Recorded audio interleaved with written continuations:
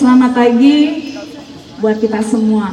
Yang saya hormati Bapak Pendeta Andreas selaku Direktur Pelaksana Yayasan Kristen Kalangkudus Selat Panjang. Yang saya hormati Bapak Liber selaku Kepala SMA Kristen Kalangkudus Selat Panjang. Yang saya hormati Bapak Ibu Guru, karyawan SMA Kristen Kalangkudus Selat Panjang, dan yang saya sayangi anak-anak semuanya. Pertama-tama marilah kita panjatkan puji dan syukur kehadirat Tuhan Yang Maha Esa, karena berkat rahmat dan kasih-Nya lah kita dapat berkumpul di tempat ini dalam rangka perayaan Bulan Bahasa. Pada kesempatan kali ini izinkan saya sebagai Ketua Pelaksana kegiatan ini melaporkan kegiatan pada hari ini. Kegiatan ini adalah kegiatan tahunan yang dilaksanakan sekolah kita dalam rangka memperingati Hari Sumpah Pemuda yang pada tahun ini jatuh pada usia 93. Dan tema perayaan Sumpah Pemuda pada tahun ini adalah Bersatu, Bangkit, dan Tumbuh. Tujuan dari kegiatan ini adalah untuk mengingat salah satu peristiwa penting dalam sejarah Indonesia, dan sebagai pemuda-pemudi Indonesia kita dapat mengisinya dengan kegiatan-kegiatan yang positif. Kegiatan ini dilaksanakan pada pukul 7 dan diperkirakan akan berakhir pada pukul 2.30 nanti siang. Adapun jenis perlombaan pada kegiatan ini ada 7, yaitu ada presenter, pidato Mandarin, orasi, kriya, karya tulis ilmiah, dan vokal grup. Dan yang menjadi pesertanya adalah siswa-siswi SMA Kristen Kalangkudus Selat Panjang. Saya mengucapkan terima kasih kepada semua panitia dan kepada semua elemen yang membantu dalam pelaksanaan kegiatan pada hari ini. Dan pada kesempatan kali ini juga saya mohon maaf yang sebesar-besarnya apabila dalam pelaksanaannya ada yang tidak sesuai dengan keinginan kita bersama. Demikian laporan kegiatan ini saya sampaikan. Sekian dan terima kasih. Shalom.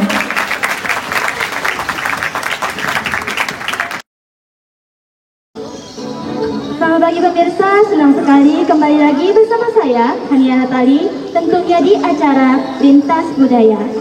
Indonesia merupakan negara kepulauan yang kaya akan kebudayaan, salah satunya yaitu budaya kuliner. Keberagaman budaya kuliner ini tentunya tidak terlepas dari pencampuran budaya masyarakat yang berbeda-beda. Pada kesempatan kali ini, saya akan membawa pemirsa untuk menjelajahi makanan khas Indonesia, khususnya di Provinsi Jawa Tengah. Semarang, kota pesisir yang menjadi ibu kota Jawa Tengah ini surganya kuliner. Akulturasi budaya melebur hangat, penuh harmoni di kota ini. Salah satu buktinya dapat kita lihat pada salah satu makanan khas kota Semarang, yaitu lumpia Semarang. Penamaan lumpia berasal dari dialek Hokkien. Lun berarti digulung dan pia berarti kue, sehingga lumpia berarti kue yang digulung. Sajian bercita rasa manis dan gurih, berisi rebung, ayam, udang, telur, serta dibungkus dengan kulit tipis berbahan dasar tepung terigu ini menghiasi setiap sudut kota Semarang hingga ke daerah-daerah lainnya. Kudapan ini begitu populer di jajaran kaki lima, restoran, dan menjadi buah tangan khas kota Semarang. Rasa lumpia khas Semarang ini merupakan perpaduan budaya asli Tiongkok dan Indonesia yang serasi dalam cita rasa. Lumpia Semarang ini pertama kali hadir pada abad ke-19. Seorang pemuda dari Tiongkok yang lahir di kota Hokkien bernama Jo Taejo memutuskan untuk tinggal di Semarang dengan membuka bisnis makanan khas Tiongkok yang berisi rebung dan daging. Ia kemudian bertemu dengan kekasihnya yang bernama Mbak Wasi, yang pada saat itu juga berjualan makanan yang hampir serupa, namun dengan cita rasa yang lebih manis, berisi kentang dan udang. Seiring berjalannya waktu, mereka ternyata saling jatuh cinta dan kemudian menikah. Bisnis yang dijalankan pun dilebur menjadi satu, Dengan sentuhan perubahan yang semakin melengkapi kesempurnaan cita rasa lumpia Semarang ini. Tanpa disangka, lumpia buatan mereka menjadi primadona di kalangan masyarakat pribumi dan keturunan Tionghoa yang pada akhirnya resmi menjadi makanan khas kota Semarang. Bisnis lumpia Semarang menyebar semakin luas ke seluruh pelosok ibu kota Jawa Tengah ini. Salah satunya terdapat di kios lumpia Semarang legendaris yang telah berusia 100 tahun, yaitu Lumpia Gang Lombok. Kios lumpia pertama di kota Semarang ini selalu mendapat tempat istimewa di hati para pecinta kuliner. Kios ini kini dijalankan oleh generasi keempat dari keturunan Japaijo. Selain rebung, isian dari lumpia Gang Lombok ini ialah telur dan udang. Ketiga bahan tersebut dicampur dengan bumbu khas, kemudian dibungkus dengan kulit lumpia. Keunggulan lumpia Gang Lombok ini ialah telur dan udangnya yang tidak amis, rebung yang dicuci bersih dan manis, serta kulit lumpia yang renyah jika digoreng. Setiap hari, kios ini mengolah 20 liter rebung untuk isian lumpianya. Pengunjung pun diberi 2 macam pilihan, yaitu lumpia goreng atau lumpia basah. Dalam penyajiannya pun disertai dengan acar, cabai, daun bawang, dan yang terpenting yaitu saus manis kental khas lumpia Semarang, alias bumbu manis. Secara tradisional, lumpia Semarang ini disajikan dengan cara dicelupkan langsung ke dalam saus manis, digigit, kemudian diikuti dengan cabai, daun bawang, dan acar. Namun ternyata cara makan tradisional ini tidak populer di kalangan masyarakat modern. Pengunjung lebih menyukai lumpia yang disajikan dengan cara berupa potongan-potongan agar lebih mudah dikonsumsi.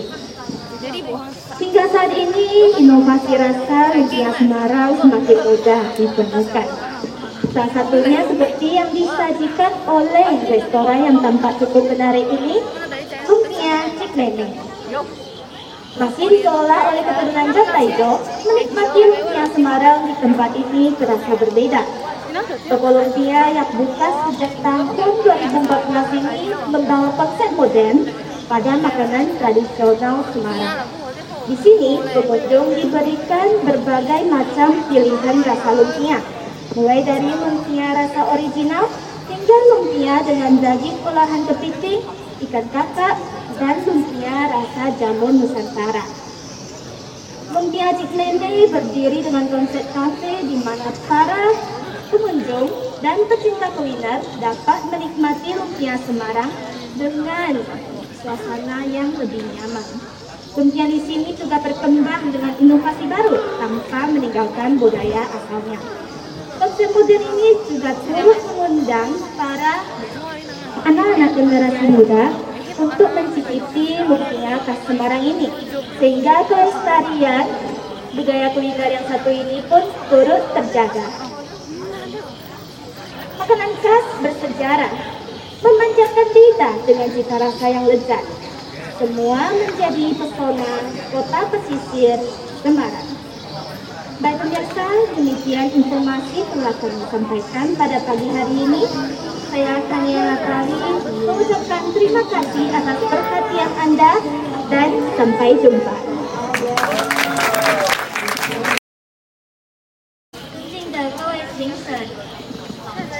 以及各位朋友们，大家早上好。我的名字叫张美晨，来自10年级科学班。首先，让我们一起来向主耶稣表达感恩，因为有了他的保佑，我们能够聚在这里，一起庆祝印尼新年承诺日。在此，我也感到很荣幸能够代表我们班站在这里演讲。我今天要演讲的主题是勇敢面对挫折。有位学生，他擅长跑步，每次学校举行跑步比赛，他都拿第一。有一次，老师叫他去参加全村跑步比赛，他信心满满满的去了比赛场。比赛一开始，他跑得比别人快，但跑到半场，突然有一位参赛者冲出来领先他了，最后他拿了第2，无法代表全村去区级比赛。下一年，老师又叫他去参加这个全村跑步比赛，但他却说不了。老师，我没那本事，我再怎么跑也赢不了。就这样，他放弃了跑步。同学们，听到本文，你们有什么感想呢？挫折与失败在生活中是常有的，它是一个考验，也是一个转折点。而这个转折点好比是个岔道口，在这个岔道口上分出2条路，第一条就是逃避之路，它通向彻底失败；而另一条呢是拼搏之路，它通向成功的彼岸。同学们，挫折来了，我们该选择哪条路呢？我们要像那位一样选择逃避之路，或毫不犹豫的选择拼搏之路呢？我觉得我们应该选择通向成功的拼搏之路。如伏尔泰所说，人生布满了荆棘，我们想的唯一办法就是从这些荆棘迅速跨过。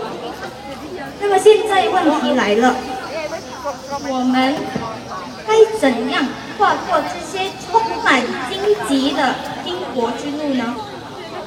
首先，不要沮丧，哪怕是再大的挫折，也应该振作起来，微笑着对自己说：“我能行。”其次，要理性分析自己失败的原因，勇敢地从跌倒的地方爬起来。俗话说，成功者找方法，失败者找借口。失败的原因是多方面的，我们要认真理性分析我们失败的原因，尤其要勇于承认自己的不足，这些不逃避，不找任何借口，勇敢地站起来，勇敢地站起来。朋友们，你们听说过史蒂夫·乔布斯吗？对，史蒂夫是美国的商业巨头、工业设计师和投资者。20岁，他和朋友在父母的仓库里、车库里创办了苹果。10年内，苹果从一个车库里发展成为一家拥有4000多名员工的20亿公司。但是30岁，他被开除了。对，他被自己创办的开除了。为什么呢？因为那时他定型了一位他觉得有才华的人和他一起经营公司，但是后来因为他们思想不一样，他们闹翻了。而董事会的董事们都不站在这边，结果30岁的史蒂夫非常公开的离开了苹果公司，但他并不放弃。同学们，他并不放弃，他决定重新开始。10年后，40岁的史蒂夫创办了一家名为皮克斯的公司。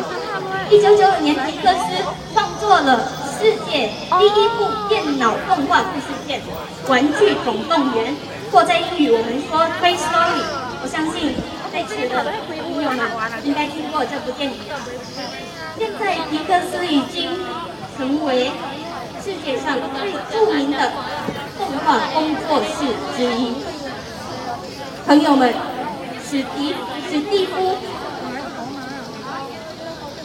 从失败中找出原因，从失败中站起来，最终铸就了飞船。可见失败与挫折并不可怕，关键是我们要敢于面对，敢于从失败的地方爬起来。有人说困难是欺软怕硬的，我们越畏惧他越微笑。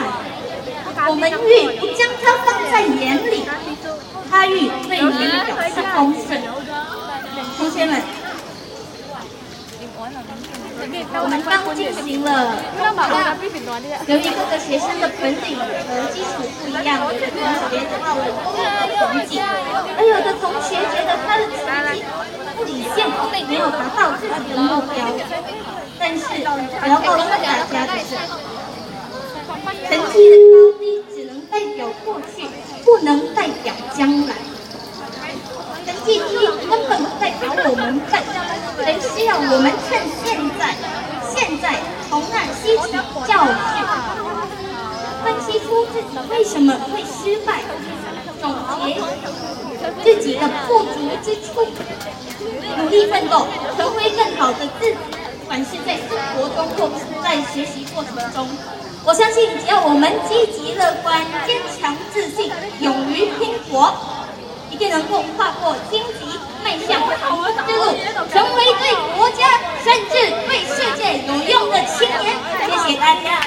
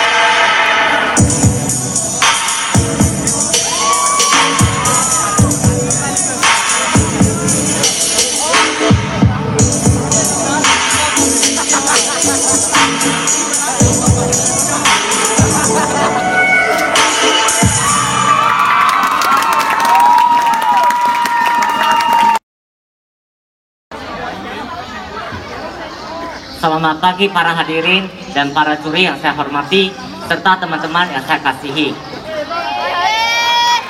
Puji syukur kita panjatkan kepada Tuhan Yang Maha Esa karena atas berkatnya sehingga kita bisa berkumpul di tempat ini. Saya hari ini akan menyampaikan orasi saya, namun sebelum itu saya ingin memperkenalkan diri saya terlebih dahulu. Nama saya adalah Nelson, saya merupakan perwakilan dari kelas 11 MIPA. Jadi hari ini saya akan menyampaikan orasi saya mengenai pendidikan yang berjudul Pendidikan Zaman Sekarang. Pendidikan. Ketika kita mendengar kata pendidikan, apa yang menjadi gambaran di pikiran kita?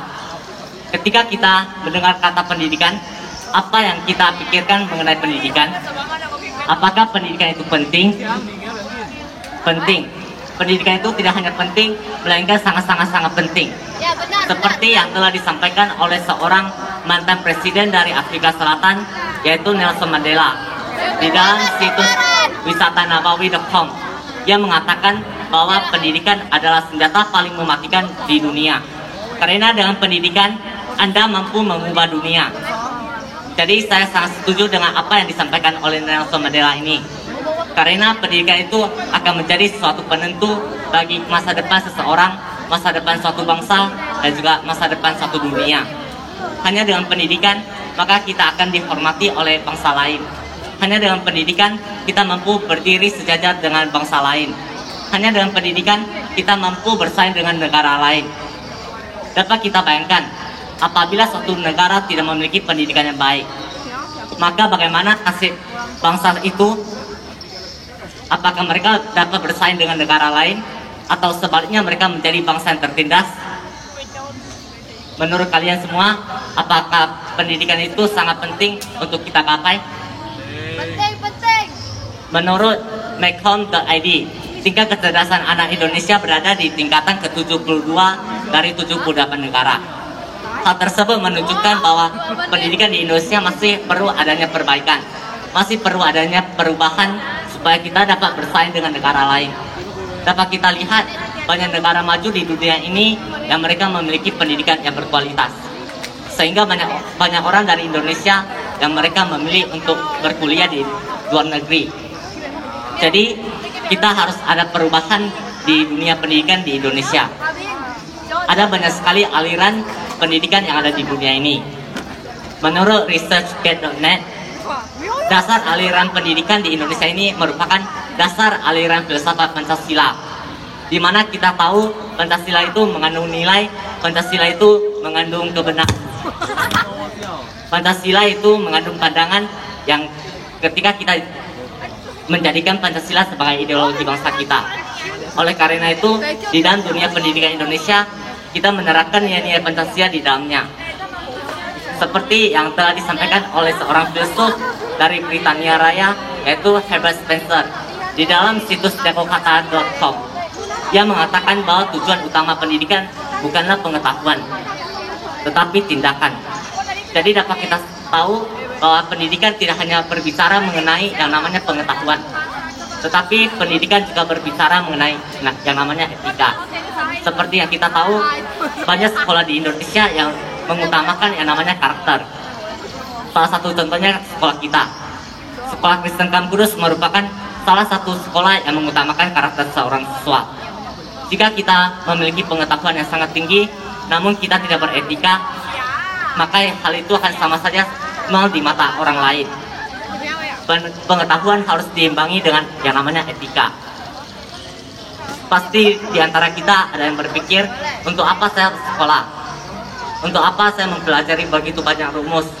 Untuk apa saya mempelajari begitu banyak materi?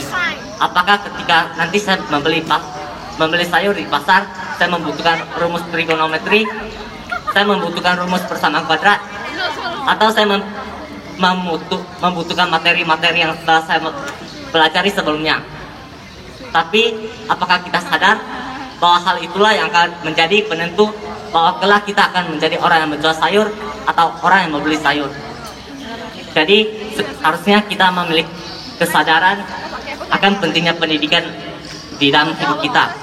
Pendidikan akan menjadi suatu penentu masa depan suatu bangsa. Pendidikan menjadi alat ukur kemajuan suatu negara. Pendidikan itu tidak hanya berbicara mengenai pengetahuan, namun juga harus kita utamakan yang namanya karakter. Pendidikan di Indonesia zaman sekarang sudah bisa dirasakan oleh semua orang, baik itu laki-laki maupun perempuan. Karena di zaman dahulu Indonesia tidak mengizinkan yang perempuan untuk bersekolah, mengizinkan perempuan untuk mendapatkan yang namanya pendidikan. Hingga akhirnya sang pejuang kaum wanita yaitu Era Kartini, dia memperjuangkan hak wanita untuk sekolah, memperjuangkan hak wanita untuk mendapatkan yang namanya pendidikan di Indonesia. Jadi pola pemikiran orang dulu yang menganggap bahwa perempuan itu tidak perlu sekolah karena perempuan kelak hanya akan mengurusi masalah rumah tangga.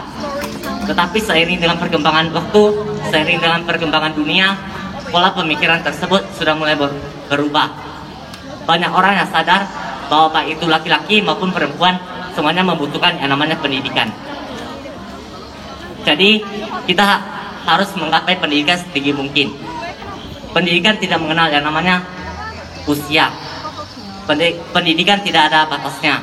Jadi selama kita hidup, itulah waktu yang harus kita gunakan untuk menggapai pendidikan setinggi mungkin. Kita merupakan generasi penerus bangsa. Jadi sudah seharusnya kita harus membawa bangsa kita ke arah yang lebih baik. Membawa bangsa kita supaya dapat bersaing secara sehat dengan bangsa lain. Sekian dari orasi saya. Mohon maaf jika terdapat kesalahan. Terima kasih. Ya,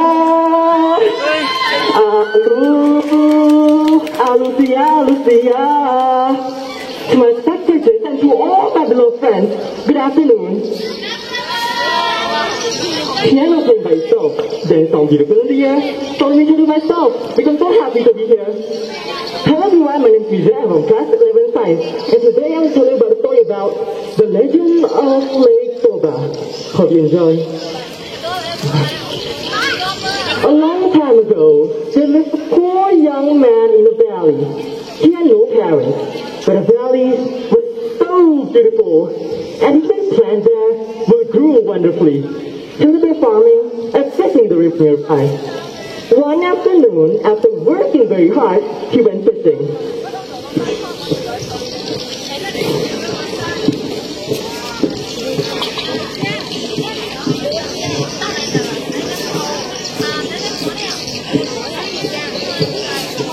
And then threw his rod. When he was fishing, suddenly a fish bit, and he pulled it up. He was so happy to saw a beautiful little goldfish, and he took it back because he can't wait to cook it.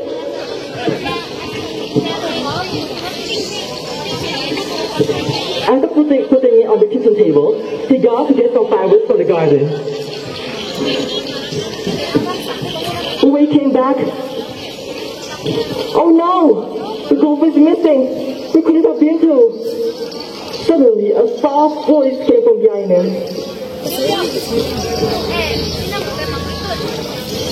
Good evening. And the man looked back. He saw a beautiful woman standing in front of him. And then he asked the woman, Who are you? Oh, beautiful lady. And where did you come from? Well, as you can see, I'm the goldfish that you caught earlier. But also, as you can see, I'm an ordinary goldfish. And then the man looked away. He had never ever seen such a beautiful woman before. And he asked the woman again, Will you marry me? Oh, beautiful lady. And then he held his breath and waited for the woman to answer. But the woman laughed.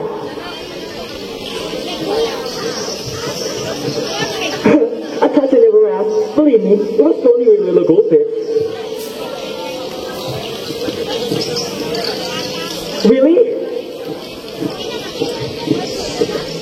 Yeah, but there's one condition. Suddenly the woman stopped smiling. And then she said, You must never, ever tell anyone that I was a goldfish. No, I promise. Well then, I guess we're married. Just like that. Yeah, just like that. As natural as they begin, they continue their marriage. Soon, they found out that they have a lot of things in common. Even though they were lonely before, they realized that they only need each other's companies to feel happy. Soon, they also had a son who they named Somerset. Somerset grew quickly as the flowers on the ground. At 6 years of age, he turned to a very naughty boy. Her mother would ask him to help doing chores like cleaning the house and bringing dinner to his father. Well, someday he would say yes and do what he was asked to do. But most days, he would say no and ran out to play. One day, Thomas was being naughty as usual. When her mother was cooking, he was singing loudly. And then he refused to eat his breakfast. A, B, C, D, E, F, G, H, I, J, K, L, M, N, O, P.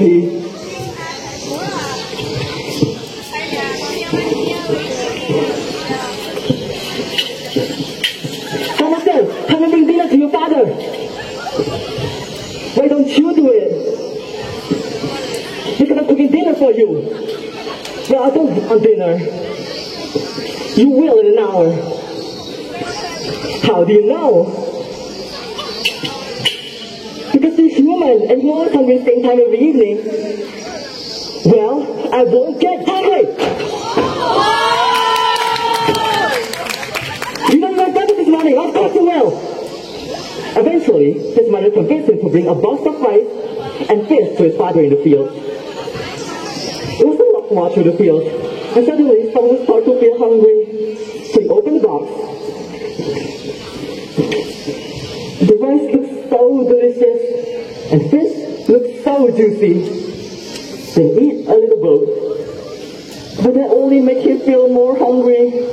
So he eat more, and oh no!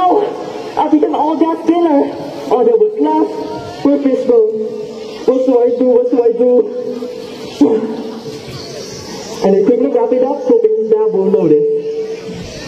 And when he met his father, he about to land it to him immediately and about to run away.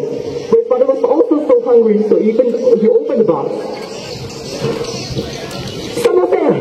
There's all the fish on your box! Did you get dinner? And then someone said, burst out crying and lied to his father.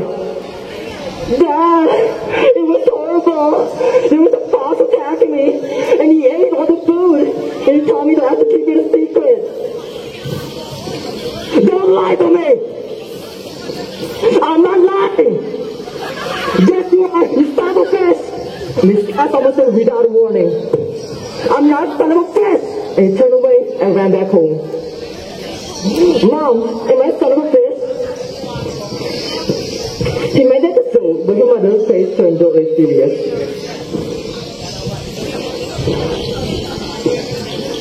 Thomason, what did you say?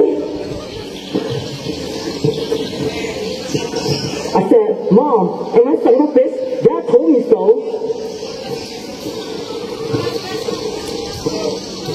He had broke his promise.